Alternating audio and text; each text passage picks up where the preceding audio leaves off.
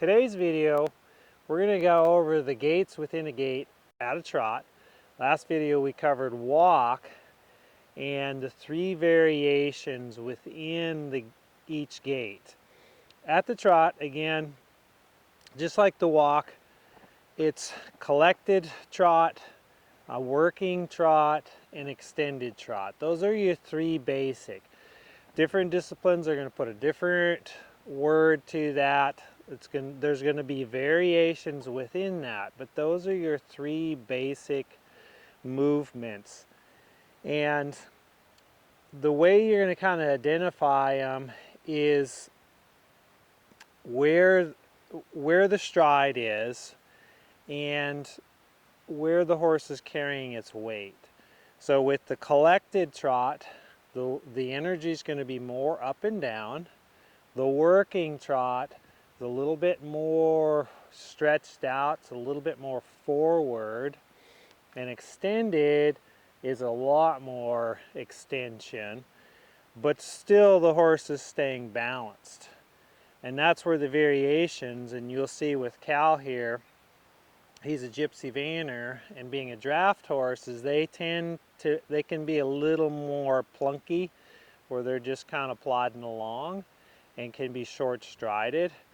And so you'll get to see some variations of, he's going to get more into just this kind of working jog, which is, that's an okay gait if they're using themselves well. I see a lot of horses, particularly in the Western world, that are jogging, but they're still all down on the forehand. And so what I'm talking about here in the work in the three different variations, the three gaits within the gait, is keeping the horse balanced, keeping them upright. And the more collected they are, the more weight they're rocking back onto their hind end. So we'll just start off here and just ask Cal to go out, pick up a trot, and a working, so usually you're going to start from the working trot. And what's their normal gait? How do they normally go for your horse? Now, for Cal, he could do this here, and he could do this all day long. This is more of like a Western pleasure jog. So it's not really collected, it's not really a working trot either. So what I'm going to do is I'm just going to help him, ask him for just a little bit more, because in the jog, oftentimes they're too much on their forehand. Yeah, they're going slow, they're not really striding up, like in the walk video I talked about. So like if he's walking and he's stepping over the front foot, then he's extending, which he's doing nicely there. If they're stepping in the front hoof print, that's more of a working gait. And if they're stepping behind, that's more of a collected gait or a lazy gait. So this is here, he's stepping about 8 inches behind the front footprint. And this is a little bit more of a lazy gait, and it's more like he's dragging himself along with the front instead of pushing from the hind. Where if he was collected, he's coming up a little bit more underneath with the hind end, but it's not a long stride. And I'll show you here in a minute how we're going to start to get those things. And I've got some poles set up to show you how you can use the poles. But so the first thing is just get out, get your horse going, and what's their normal gait? What's their normal stride? And that's their working trot. And again, it's not where they're just poking along. They have a little bit of life there. They're kind of thrusting forward a bit. That would be their working, and this is getting a little bit better. And I'm just holding him in it for a little bit, saying, okay, let's do this. Yeah, and so there he's kind of dropping his head and neck a little. And he's striding up a little bit more. He's still not all the way up to the front footprint, but it's better. So I've got poles down here. These poles down by C, those are a little bit wider apart than the poles up here. The poles up here are about 3 feet apart. The poles down there about 3.5 feet, almost 4 feet.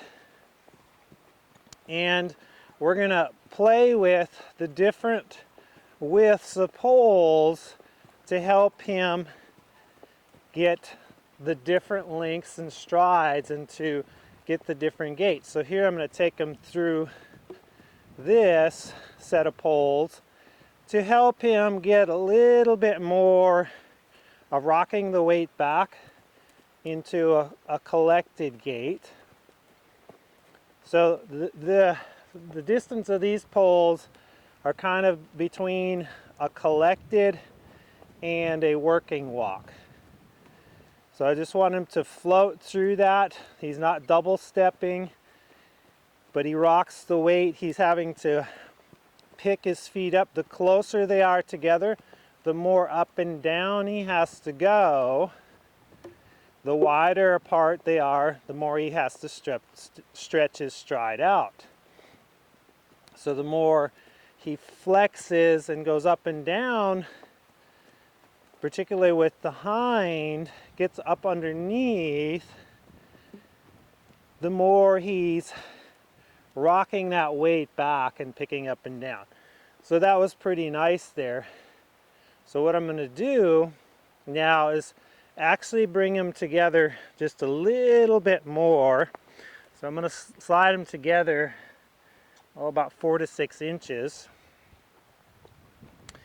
to see if we can get him to collect up just a little bit more. So it's going to be just under 3 feet.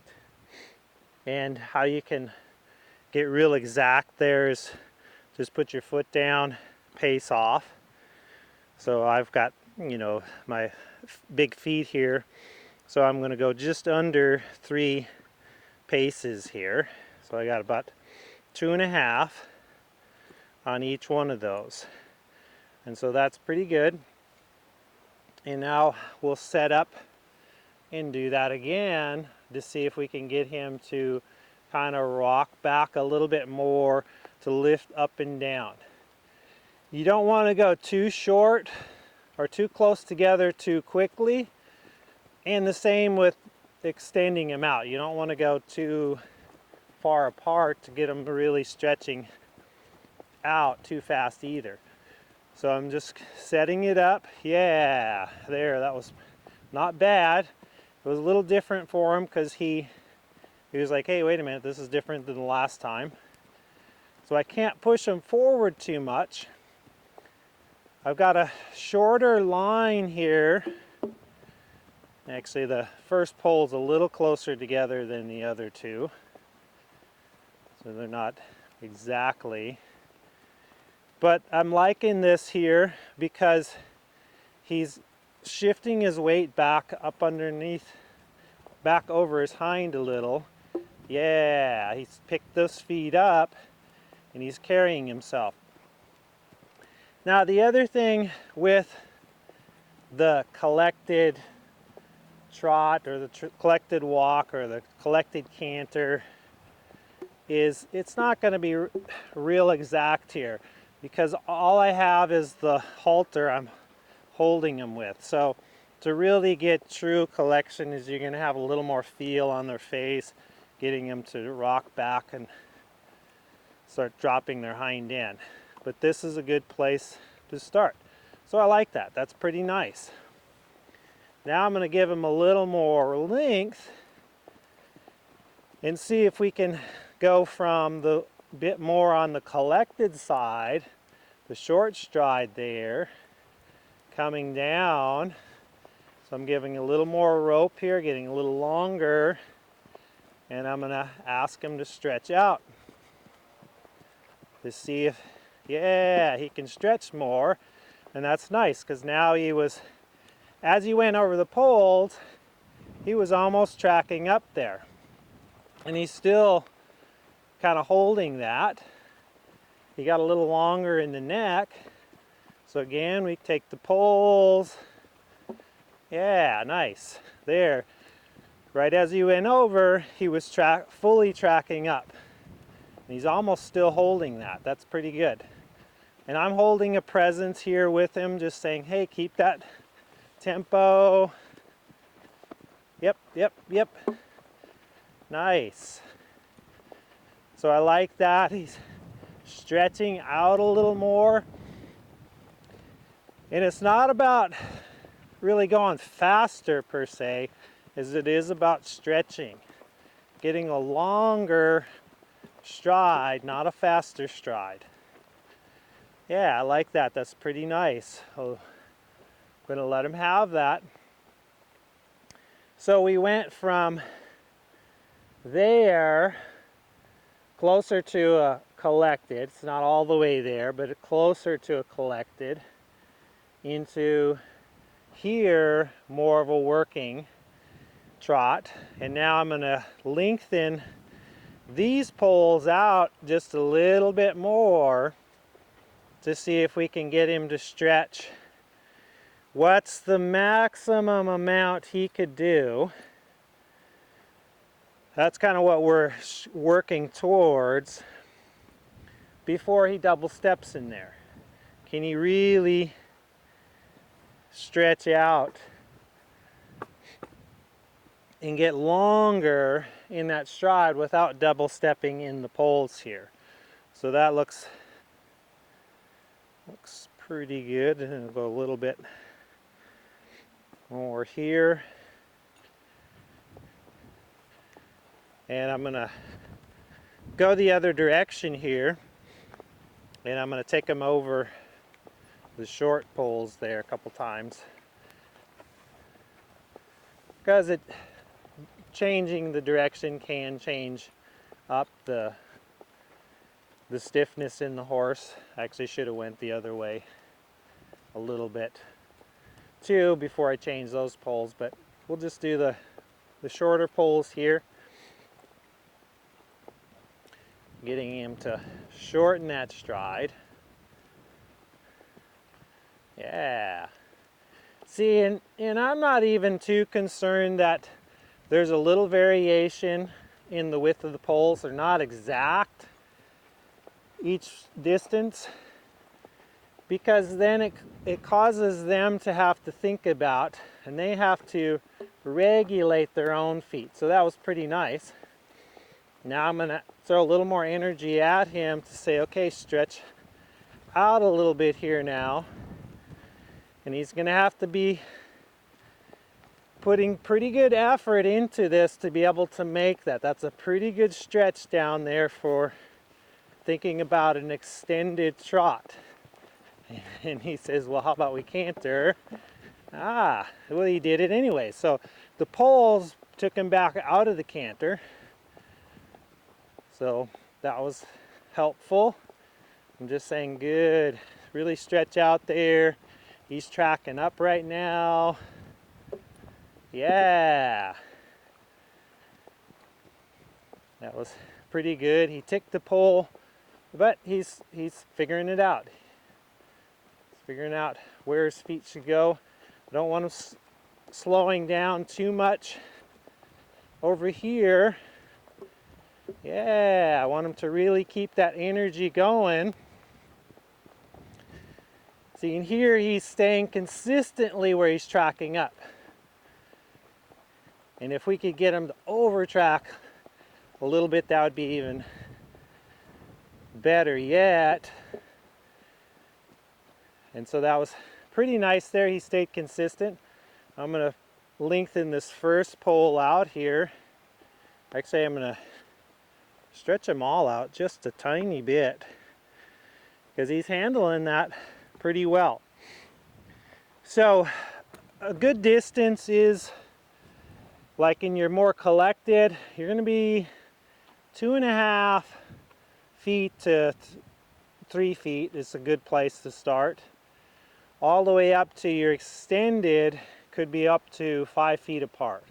Maybe on a big warm blood even a little bit more, but 5 feet is that's a pretty good stretch. This here is going to be close to that now, because he's handling that pretty good. But they really have to be supple in their back to be able to stride through that. And I'm using 4 poles. 4 poles is a good number. You could do as little as 3, and as many as 5. That's a good amount of number. The 4, they can establish a little bit of rhythm. 5 makes them work just a little bit harder, particularly on the extended. And the other thing is if you wanted to, you could even put them up on a cavaletti, have them off the ground just a little bit. Really helps them to have to work a little bit more. So I'm just giving you some different ways to get them to stretch and lengthen. Yeah. So he did that pretty easy. He's not double stepping. He's getting longer in his neck. Gonna keep him moving, keep him stretching. Yep. See, and I could even lengthen that out a little bit more. Or, like I was saying, I think better yet for him, instead of lengthening, would be to lift him off the ground just a little bit. And that would help him, yeah, because now he's starting to overstep a little. He's striding out a little bit. Nice. Really like that. Yep. There's a nice stretch. He was getting in a rhythm. He was calculating those poles really good. We'll just do a couple times this direction and leave him with that. The gaits within a gait is a great collecting exercise, suppling exercise, strengthening exercise, because you're getting the horse to rock back on their hind in the collected work and getting them to really stretch out in the extended work. And you want your horse to be able to do either one of those on command. Yep, nice. See, and we could even go from a collected or extended down there to saying, okay, slow yourself down. Here, that actually wasn't, that was my fault more than anything, is I should have asked him to soften and slow down a little bit, because that was a little bit quick for him to just go from that extended. And this is a little bit of a test, so here I'm going to say, come on, you got to stretch out. Here we'll circle and saying, come on, let's really get going, stretch out. Nope. I just soften back. I'll let the poles help him. Good. We'll do another one here. So I like how he's striding out. He got longer, and then it was like he almost got slower. And there's a tiny gap between the fence and the poles. So here I'm going to soften a little, say slow down.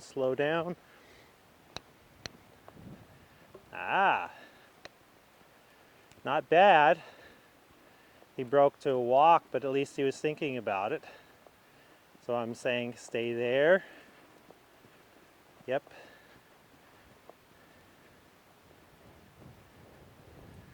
Can you make that? Keep going.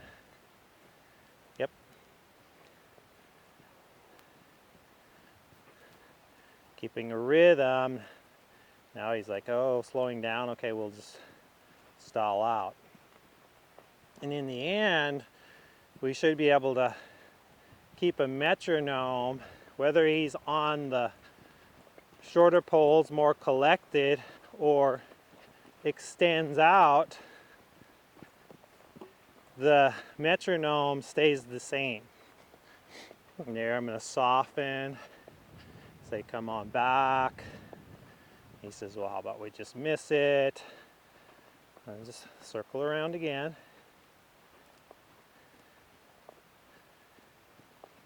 See, and I have to regulate myself.